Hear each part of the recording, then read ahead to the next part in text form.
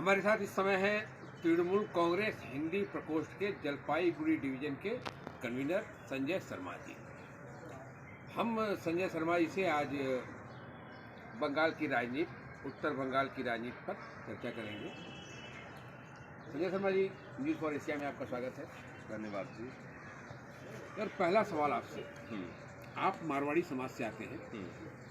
अभी झारखंड के वित्त मंत्री रामेश्वर उरांव ने कहा कि रांची में मारवाड़ी और बिहारी आकर बस गए। हालांकि मारवाड़ी समाज तो पूरे देश में है और देश की अर्थव्यवस्था में मारवाड़ी समाज का बहुत बड़ा योगदान है। रामेश्वर उरांव स्वयं वित्त मंत्री हैं और उनके विभाग में टैक्स भी सबसे ज़्यादा मारवाड़ी समाज ही देता है। तो रामेश्वर उरांव के बयान पर बंगाल में तृणमूल कांग्रेस की क्या प्रतिक्रिया है? ये बयान बहुत दुर्भाग्यपूर्ण बयान है और रामेश्वर उरांव जी को चाहिए कि वो सरकार में वित्त मंत्री है। जो श्रेणी समाज का जो वर्ग उन्हें लगता है कि शोषित और वंचित रह गया हो, उनके कल्याण के लिए काम करे, उनके उत्थान के लिए काम करे, उनको समाज की मुख्य धारा में लाने के लिए काम करे। लेकिन ये सिर्फ महज एक रामेश्वर उरांव की बात नहीं है। ऐसे बहुत से लोग जो संकीर्ण विचारधारा के लोग हैं, ये लोग समय समय पर हम पर, चूँकि हम मुख्यतः व्यवसायी समाज से आते हैं और मारवाड़ी हो चाहे बिहारी हो, हम लोगों ने अपनी मेहनत से अपने खून पसीने को एक करके सारे भारत को एक गुलदस्ता, एक फूलों का पुष्प का गुच्छ बनाकर सामने रखा और उसमें अपनी भूमिका निभाई है। उनका ये वक्तव्य दुर्भाग्यपूर्ण है। मैंने कल ही पार्टी के विशिष्ट लोगों से, वरिष्ठ लोगों से बात की थी। सबने इस घटना की निंदा की है और हम उनसे तत्काल माफ़ी मांगने की बात करते हैं, वरना हमें मालूम है ऐसे लोगों को कैसे काबू में किया जाता है। और जो अपना काम करते नहीं हैं, अपने कर्तव्य को सही तरीके से अंजाम नहीं देते और दूसरों पर अनर्गल प्रलाप करते हैं, अनर्गल आरोप लगाते हैं, ऐसे लोगों को झारखंड की जनता ही उचित जवाब देगी। और मेरा यह मानना है, एक लंबे अरसे से झारखंड में आदिवासी समाजों का, आदिवासी समाज को समाज की मुख्य धारा में लाने के जो प्रयास होने चाहिए थे, वो नहीं हो पा रहे हैं। और उसका आरोप चाहे किसी पर भी मर दे, आरोप लगाने मात्र से कोई बात थोड़ी हो जाती है। रामेश्वर उरांव आदिवासी समाज की बात कर रहे हैं। झारखंड में आदिवासी समाज के लिए उन्होंने या उनकी पार्टी ने कुछ ऐसा नहीं किया इससे समाज का उत्थान हुआ हो। एकदम एकदम यही बात। और अब उसी आदिवासी समाज के वोट बैंक पर जिस सरकार में वह मंत्री हैं, हेमंत सोरेन जिसके मुख्यमंत्री हैं, हेमंत सोरेन की पार्टी झारखंड मुक्ति मोर्चा बंगाल में चुनाव लड़ने आ रही है। उनके बयान का मारवाड़ी समाज और अन्य बिहारी जिन पर उन्होंने टिप्पणी की है, उनका क्या असर पड़ेगा? और आदिवासी समाज जिनके बल पर वह यहाँ बंगाल में आ रहे हैं। देखिए, मुख्यतः हम लोग मारवाड़ी, बिहारी, हिंदी भाषी समाज जो है, मुख्यतः ये टिप्पणी हम पर संयुक्त रूप से की गई है और हम इसके प्रति तीव्र धिक्कार जनाते हैं। जहाँ तक आदिवासी समाज की बात है, पश्चिम बंगाल में आदिवासी समाज के दुख में, सुख में, पूजा में, किसी भी प्रकार के पर्व में सबसे आगे कोई रहता है, वो दीदी ममता बनर्जी रहती है। आदिवासी समाज के व्यापक विकास की जो आधारशिला दीदी ने इन दिनों रखी है, ये अनुकरणीय उदाहरण है सारे भारत में प्रशासनिक क्षेत्र में काम करने वाले लोगों के लिए। और पहली बार देश में किसी सरकार ने चाय बागानों में काम करने वाले आदिवासी मजदूरों के लिए, उनको घर बनाने के लिए चार सुंदरी प्रकल्प की घोषणा की है और उसको कार्यान्वित भी कर दिया गया है। आदिवासी समाज स्वाभाविक तौर पर जननेत्री दीदी ममता बनर्जी के साथ है। और चाहे हेमंत सोरेन आए, इसके पहले उनके पिताजी भी बंगाल का दौरा किए थे। बंगाल में राजनीतिक जमीन पानी तलाश करने की उनकी भी बड़ी इच्छा थी, लेकिन यहाँ से वो खाली हाथ गए। अब उनके सुपुत्र आ रहे हैं, ये भी अपने पिताजी की तरह यहाँ से, जैसे इनको पिताजी गए थे वैसे ही ये भी जाएंगे। खाली वोट के समय आप आके आदिवासियों से वोट मांगेंगे, वो आदिवासी अब नहीं रह गए हैं। आदिवासियों के साथ दीदी ममता बनर्जी और तृणमूल कांग्रेस सुख दुख में उनके साथ हम सफ़र है। उनके उत्थान के लिए दीदी ने बहुत काम किया है और इसी का परिणाम है कि आदिवासी समाज एक तरफा दीदी के साथ है, ममता बनर्जी के साथ। मतलब आपके कहने का ये मतलब है कि आदिवासी समाज को शिबू सोरेन या हेमंत सोरेन बेवकूफ़ बनाते रहे हैं और बंगाल के आदिवासी समाज उनके झांसे में नहीं आने वाले। नहीं आएंगे, बिल्कुल।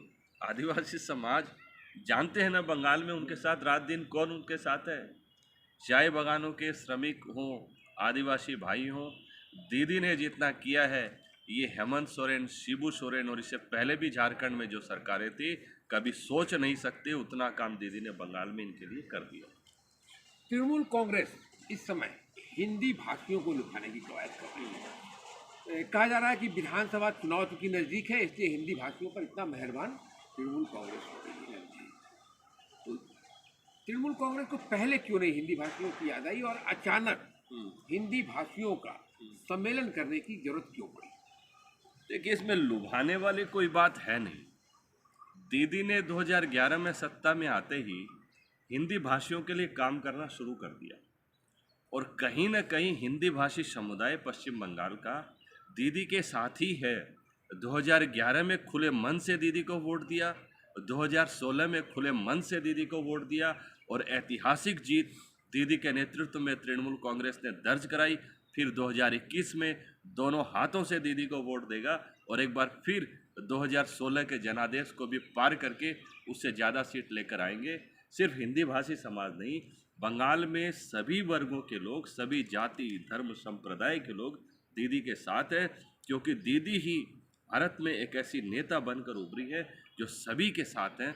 सर्वधर्म समभाव की दृष्टि वसुधैव कुटुंबकम को वास्तविक तौर पर यदि कोई मानता हो वो जननेत्री दीदी ममता बनर्जी है, इसलिए स्वाभाविक तौर पर सभी उनके साथ। बंगाल में लगभग 12 से 13% हिंदी भाषी हैं। हाँ, कई विधानसभा क्षेत्रों में जीत डिसाइड हिंदी भाषी करते हैं। हाँ, आप कितनी अपेक्षा रखते हैं कि जितनी हमारी हिंदी आबादी है उसके हिसाब से विधानसभा चुनाव में हिंदी भाषियों को भी टिकट मिलना चाहिए?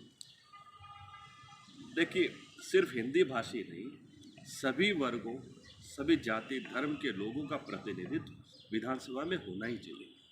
इस बात से न आप असहमत होंगे, न मैं असहमत होगा, न मेरी पार्टी तृणमूल कांग्रेस असहमत होगी। चुनाव में हर जगह पार्टी बेहतरीन प्रत्याशी के साथ उतरेगी। जो कैंडिडेट जहां जीतने लायक होगा, जीतने की क्षमता रखता होगा, उसी कैंडिडेट को प्राथमिकता दी जाएगी। और बंगाल में चूंकि एक ब्रांड दीदी ममता बनर्जी का है, तो कैंडिडेट जब भी सिलेक्शन होंगे आप यकीन मानिए और विश्वास रखिए, और हम सबको विश्वास है कि सभी जाति धर्म और वर्ग का ध्यान में रखा जाएगा, ताकि बंगाल की जो जनता है, बंगाल की जो समावेशी संस्कृति है, इसका वास्तविक प्रतिनिधित्व विधानसभा को प्राप्त हो। यह बात दीदी अवश्य देगी। लेकिन एक ये होता है कि अक्सर हम देखते हैं सभी राजनीतिक दल के लिए कि विधानसभा सीट पर उस सीट के जाति समीकरण को, धार्मिक समीकरण को सभी राजनीतिक दल ध्यान में रखते हुए प्रत्याशी का चयन करते हैं। तो जिन सीटों पर, क्योंकि बंगाल में अब हिंदी भाषी की बात भी उठ रही है, तो जिन सीटों पर हिंदी भाषी ज्यादा है, क्या वहां आप चाहेंगे कि पार्टी हिंदी भाषी को टिकट दे? मैं उदाहरण के लिए कहना चाहूँगा, जैसे आपका सिलीगुड़ी है, सिलीगुड़ी शहर विधानसभा क्षेत्र, इसमें हिंदी भाषी बहुत ज़्यादा है और हिंदी भाषी ही डिसाइड करेंगे कौन जीतेगा कौन। तो क्या आप पार्टी से अपेक्षा रखेंगे कि हिंदी भाषियों को उन क्षेत्रों में जिस तरह से जाति और धार्मिक समीकरण देख करके प्रत्याशी चयन किया जाता है, तो उन सीटों पर जहाँ हिंदी भाषी जाते हैं, हिंदी भाषी बहुल क्षेत्र जो है, क्या वहाँ हिंदी भाषी प्रत्याशी की अपेक्षा आप रखेंगे पार्टी से? देखिए, मैं एक राजनीतिक कर्मी हूँ, पार्टी का एक जिम्मेदार अनुगत सैनिक हूँ, सेनानी हूँ, और विधानसभा चुनाव में सिलीगुड़ी की जो संस्कृति है, सिलीगुड़ी में जो समाज है, पार्टी की नज़र में, पार्टी स्वयं हम ये सीट जीतने के लिए फाइट करेंगे, न किसको कैंडिडेट मिला, किसको कैंडिडेचर नहीं मिला, उसके लिए फाइट करेंगे। मुझे पूरा विश्वास है पार्टी इन सभी समीकरणों को ध्यान में रखते हुए उचित निर्णय लेगी। पार्टी जो निर्णय लेगी उसमें हिंदी भाषी उनके साथ रहेंगे? एकदम, बिल्कुल साथ है, दीदी के साथ हैं, आज भी, कल भी और हमेशा। न्यूज़ फॉर एशिया से बात करने के लिए आपको बहुत बहुत धन्यवाद। हम आगे भी चाहेंगे कि आप हमारे साथ बैठें, हमें पश्चिम बंगाल के राजनीतिक हालात से अवगत कराते रहें, अपने पार्टी के भी जो कार्यक्रम चल रहे हैं उससे भी अवगत कराते रहें। बिल्कुल।